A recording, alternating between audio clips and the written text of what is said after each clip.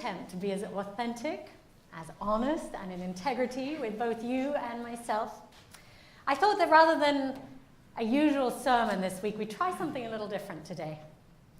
So in honor of the Parker Palmer quote that I read at the beginning of our service, I want to spend time with you that is less formal, perhaps more spontaneous and authentic, and responds to the many questions that you have for me. As Parker Palmer invited, this is about showing the integrity that comes from being what you are. So over the past month, you've been sending me questions, and Dave is now going to join me to explore them. And if we don't get to them all, never fear, I'll either get back to you personally or address them in a future sermon. Let's figure out maybe I can move this back a bit so you all can see over there.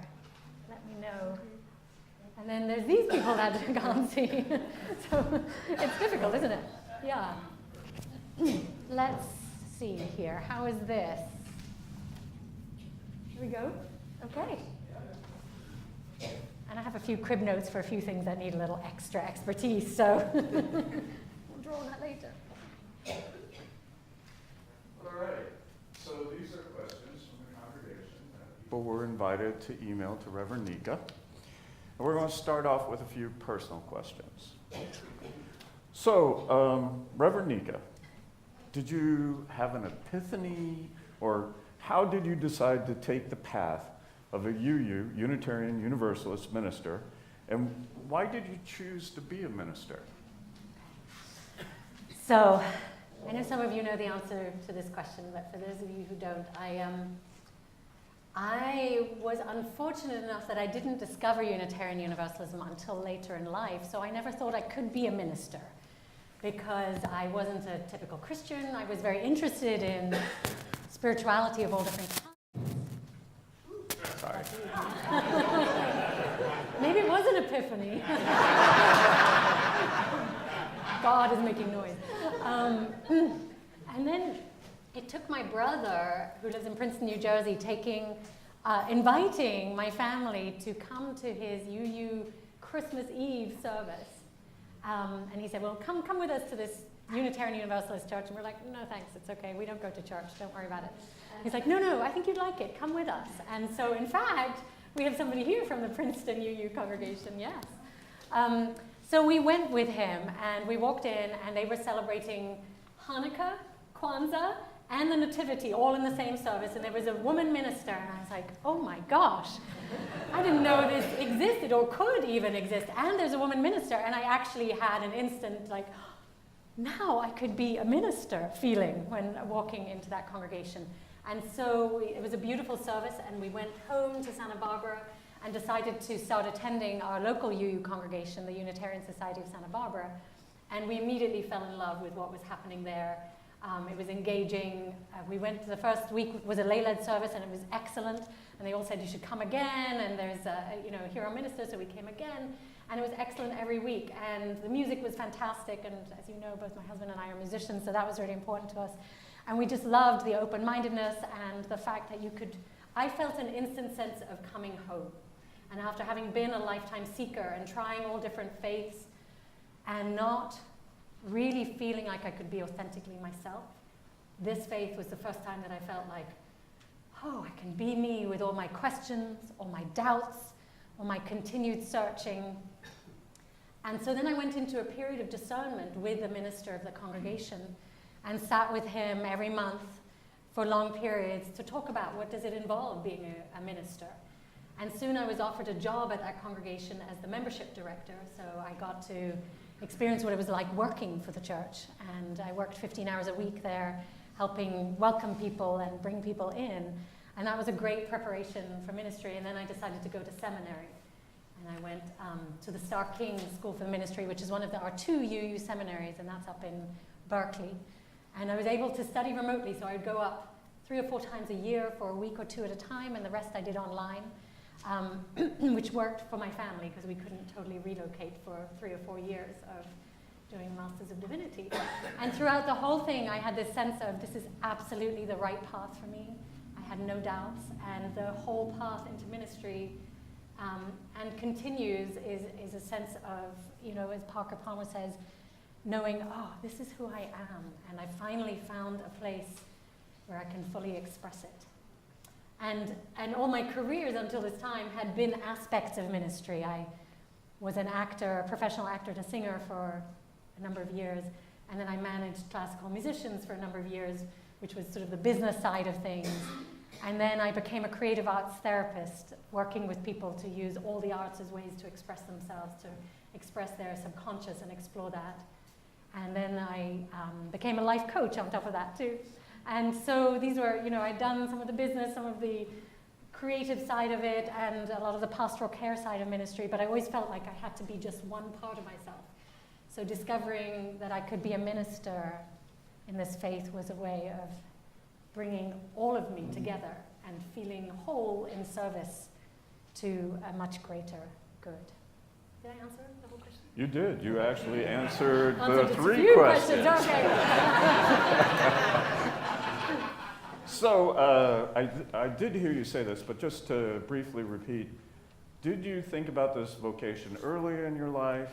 Not directly, I think. As I just said, I didn't know that Unitarian Universalism existed. I did want to become a nun when I was very young. That was a little phase. Okay, well, we're thankful that you changed your path. I think that was more to kind of express my spiritual longing and reverence at that time in my teens. I was raised in an atheist household. Okay, well, that was my next question. You're kind of jumping ahead. Did you read these questions? Wait, but was there something I was going to say to that last one? So thinking about this early in your life. Yeah, so no, okay.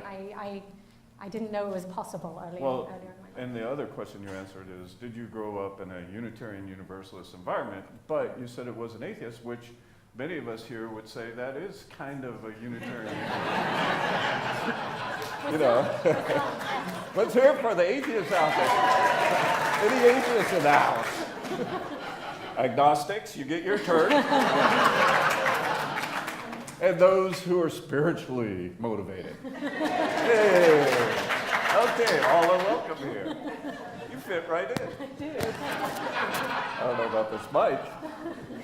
Yeah, My you ears. squeeze it onto your ear. I've been squeezing. So. Okay. Well, going on to something different. We were atheists who celebrated Christmas and Easter. Oh yeah, and I always wondered about that. The commercialism. All good atheists are commercialists. Yeah, but also growing up, I grew up in Germany, and first 9 years of my life, and there the Christmas and Easter services were really beautiful. With in Germany we had real trees and real candles on the Christmas trees, and so there was a lot of dangerous, isn't it? But there was a lot of pagan ritual to the Christmas tradition too, but spiritual questions and thinking about what our lives are about and why we're here has been a through line to my whole life. And my beliefs and theology have changed dramatically over the years. And they changed dramatically while I was at seminary and continue to evolve. And I think that's one of the really beautiful things about our faith is that we have this saying that revelation is not sealed in our faith. So we never arrive at, now I know the truth. And I got it, I'm going to make sure you all believe the same thing. No, there is no ultimate sense of truth for us as Unitarian Universalists. And that's what I love, that we can keep questioning.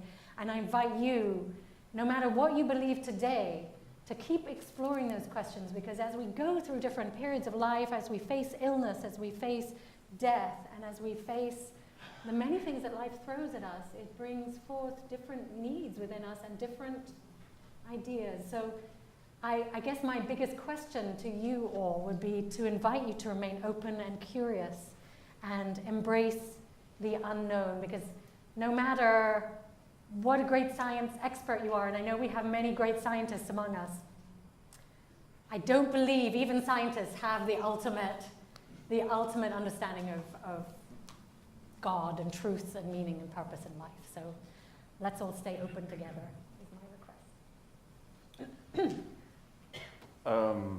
What part of being a minister do you like the best?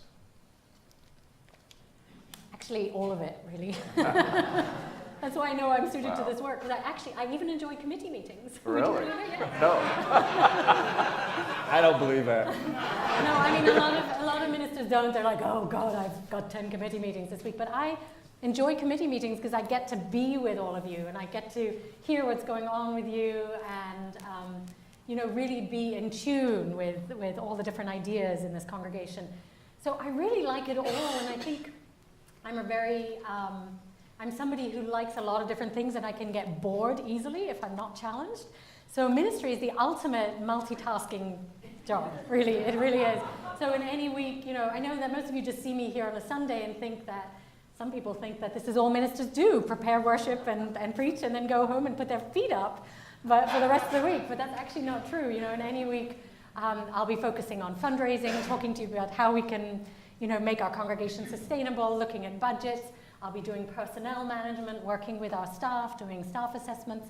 I'll be working on pastoral care, so people who have particular needs that they want to discuss come and meet with me, and we spend one-on-one time together to explore what's going on in their lives and see where their own sense of spirit is taking them in those questions.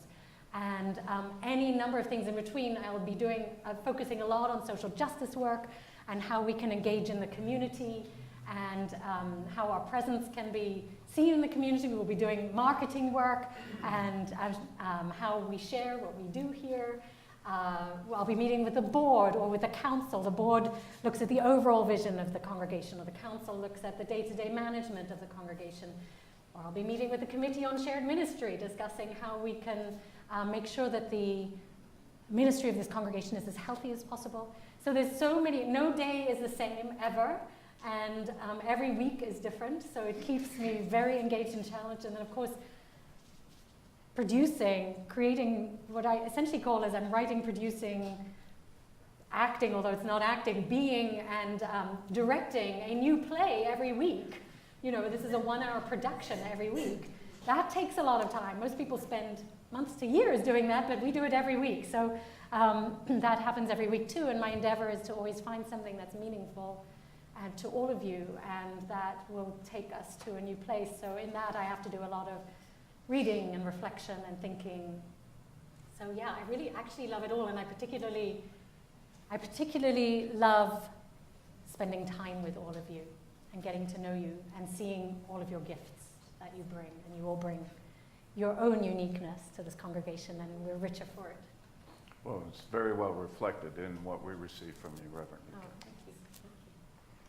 So now that you're a minister, what was a surprise about being a minister that you didn't expect? Well, that you have 200 people who all think it should be done their way. So it's always a balance between individual needs, both yours and mine, and the good of the collective.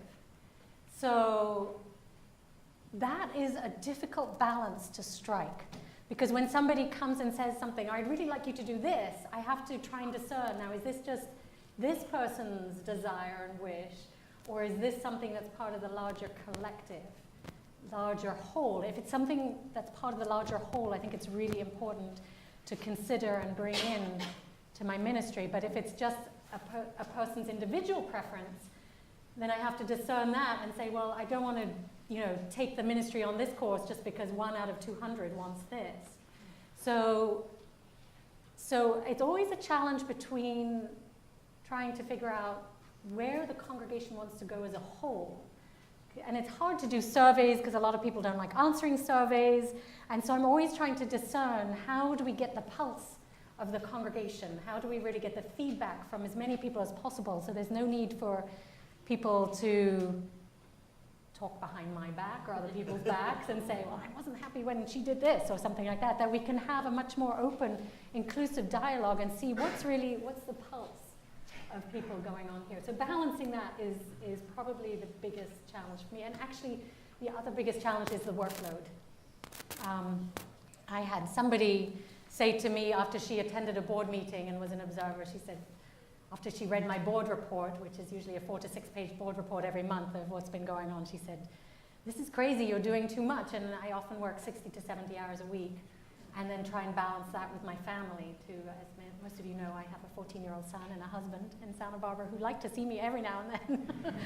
So balancing the demands of ministry, which are endless and always ongoing, and the work is never done, with trying to live a life that is spiritually grounded, whole, where I feel I can hear the voice within myself and bring that forward. That is one of the biggest challenges, because I'm definitely a workaholic, but I know I need to quell those impulses to also allow my wholeness and my inner wisdom to be at play.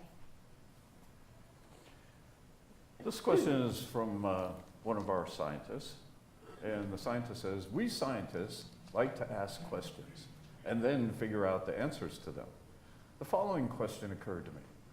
Does lighting a chalice for an hour contribute significantly to global warming? This is serious business here. I think my speaking would contribute more to that, probably.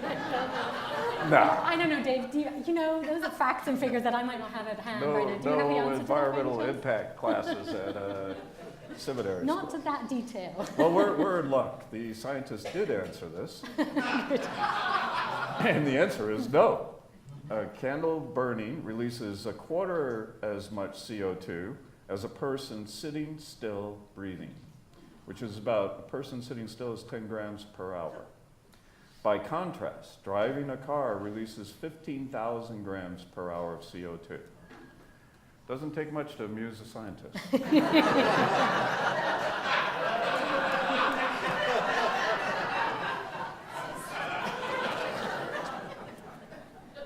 Just your worship associate today. I didn't write this up.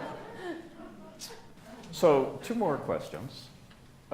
This one is, why don't we do religious education, RE, like the religions that intend to essentially indoctrinate and keep their youth, like Catholicism, Orthodoxy, Judaism, so forth? I recognize we don't want or need to indoctrinate, and that it's the opposite of what we do. I hear a lot of complaints about how the kids, once they graduate from high school, they don't return. But I don't think we have anything in place that helps youth transition from being a youth to an adult/young adult member in the community, particularly once the kiddos reach middle school. I think they should be in service for the service part, essentially after we sing the little ones out. We have someone here, just like that. And in RE during coffee hour, before church, and announcement times. They hardly ever get to see and experience why adults come to church, and what they do see is mainly announcements in the story. Given how they really only see the entirety of their worship on those special intergenerational services, it makes so much more makes sense to me that so many of them leave Unitarian Universalism once the structure of why are you, young religious Unitarian Universalists, and religious education is gone. So this is a really good question, and it's one that we wrestle with as a faith very much. Our retention numbers for young adults for when they graduate from high school are very low compared to other religions. And part of that is we don't indoctrinate them. We don't make them feel guilty. We don't tell them you absolutely have to do this or you're going to hell. So we can't use guilt as a motivator to keep people in our faith. But I think another part of that is very much as this person's question addresses, that is that our youth life is fairly separate from our worship life. And it's something I think about a lot and wonder about how we could change it. I'm delighted we have Carter, one of our youth, in our service today. Thank you, Carter, for being here and representing. We are planning to hold a meeting at the beginning of September with all our parents in this congregation. So I think it's September 8th, or the night before our in-gathering. We're going to have childcare, we're going to have pizza, and our Director of Religious Education, Sam, and I are going to sit down with all the parents to hear what are the needs, what are the questions, what are the hopes for our young people. Right now we have a certain structure that functions according to more traditional ways that Unitarian Universalists congregations function. But there may be room to modernize, to change things up a little bit, depending on what parents really most dearly want for their children. And I also invite our youth to come to that meeting so that we can really meet the needs of our youth and our young people, expose them to our religious education and all the many things that we teach them about, but also find ways that they might feel compelled to continue as Unitarian Universalists as they get older. Another thing I've heard from a lot of our teenagers, I've just come back from General Assembly where we have thousands of UUs from all over the world gathering together. And there's a youth caucus there. So the 14 to 18-year-olds meet as a youth caucus, and there's usually 300 to 400 youth that get together. And a lot of them say the reason they don't come to adult services is because a lot of adult UU services don't resemble the youth worship that they create when they're together doing youth services. And their youth services are very dynamic, full of music, full of sharing feelings and what's going on, and less heady and intellectual. And so one of my goals is to try and bring that more into our services, and you've probably been noticing I've been doing that, to try and make our services more appealing to all different kinds of people and all different kinds of ages. But that is one of the things that many youth complain about, so that when they graduate and they start going to the adult services, they're like, ooh, this is not what I'm used to. This is not as alive and engaging as what I've been doing in my youth services. So that's another thing for us to look at. But rest assured that this is a question we want to really delve into deeply over the next year. One of my goals this next year is to really look at religious education and how we can optimize that.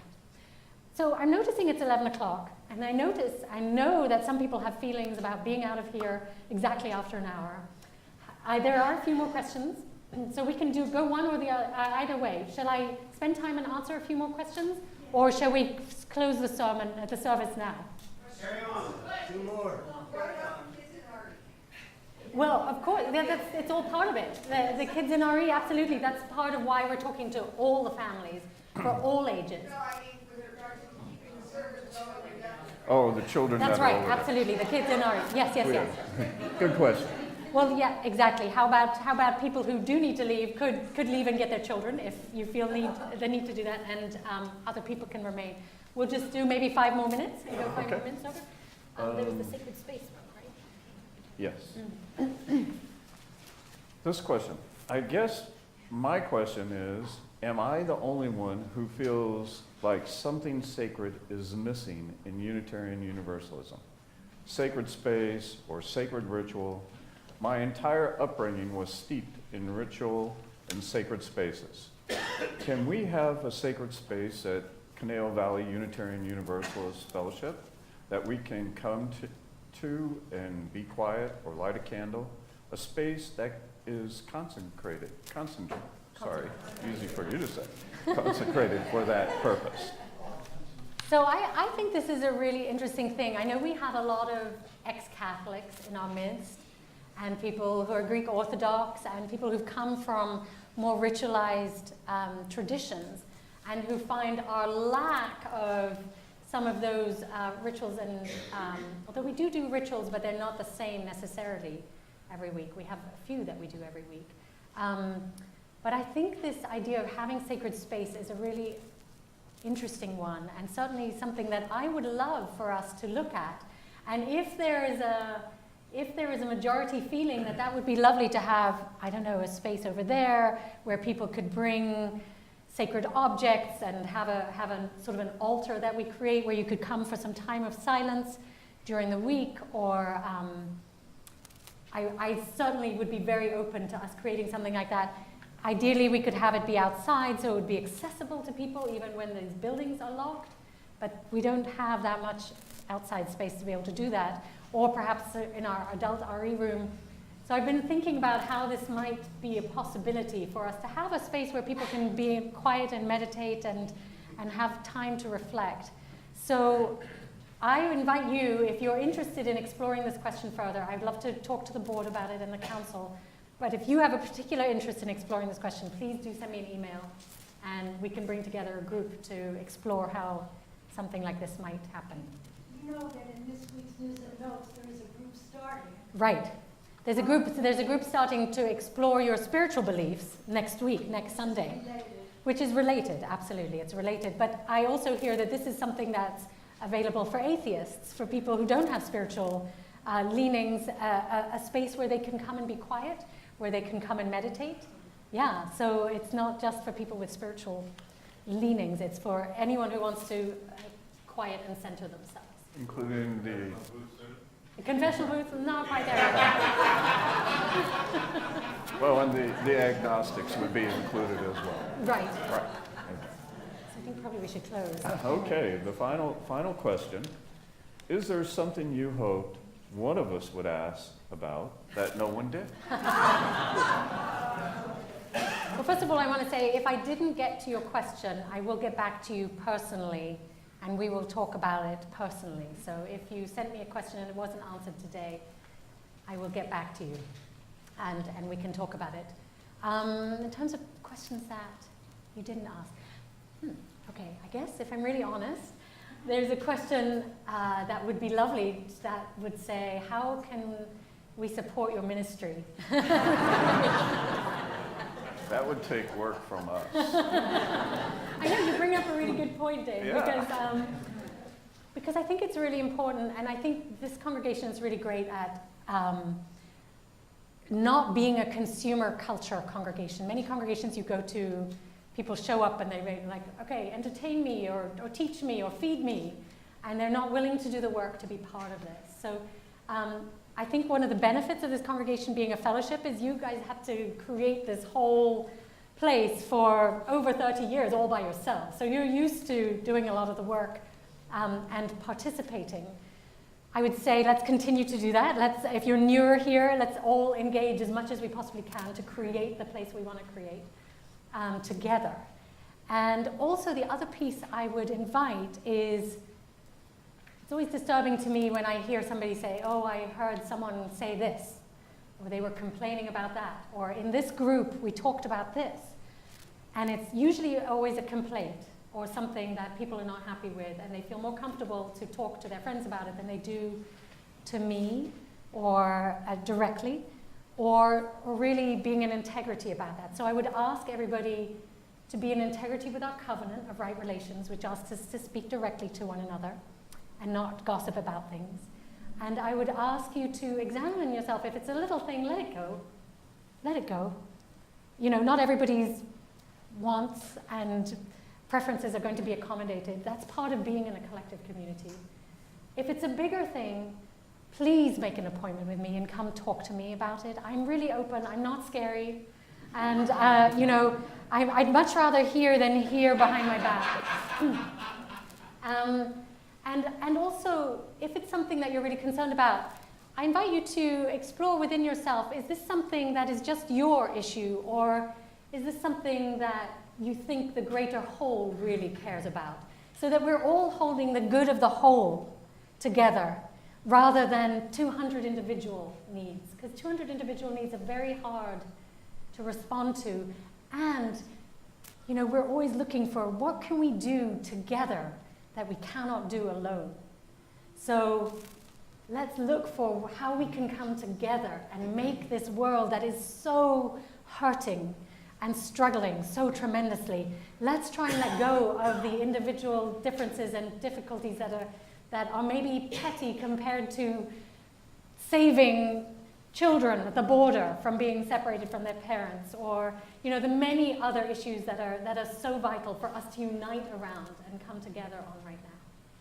So with that, I will finish for today, and I invite us to go into our closing hymn, inviting us all to go together to this land where there's more justice, more freedom, more peace, and more singing and more joy and laughter together. And I thank you all for your role in this congregation and for everything you bring. And thank you for your questions and your time today. So please rise in body and spirit.